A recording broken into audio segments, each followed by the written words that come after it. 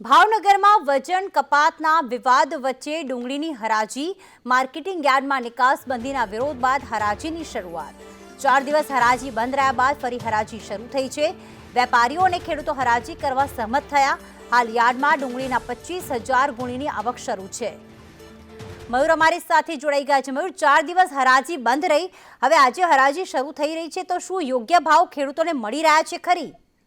જી પ્રીતિ, ચોક્કસથી વાત કરીએ તો ભાવનગર માર્કેટિંગ યાર્ડમાં છેલ્લા 4 દિવસથી જે કહી શકાય કે આજે ડુંગળીની નિકાસબંધીનો વિરોધ હતો। આ ઉપરાંત વજન કપાતના જે વિવાદ વચ્ચે વેપારીઓ અને ખેડૂતો વચ્ચે જે અસમંજસ ઊભી થઈ હતી, તેના કારણે સતત 4 દિવસથી યાર્ડમાં હરાજી બંધ રહેવા પામી હતી। ત્યારે આજ 4 દિવસ બાદ ફરી એક વખત હરાજી છે તે શરૂ કરવામાં આવી છે। ત્યારે વેપારીઓ અને ખેડૂતો જે છે તે માત્ર ડુંગળીની હરાજી કરવા માટે દિને જે તે સહમત થયા છે। હાલ માર્કેટિંગ યાર્ડમાં 25,000 ગુણી જે ડુંગળી છે તેની આવક પણ શરૂ થઈ ગઈ છે। ત્યાં ઉપરાંત કહી શકાય કે ડુંગળીના ભાવો છે તે 300 રૂપિયાથી 425 રૂપિયા સુધીના નોંધાયા છે।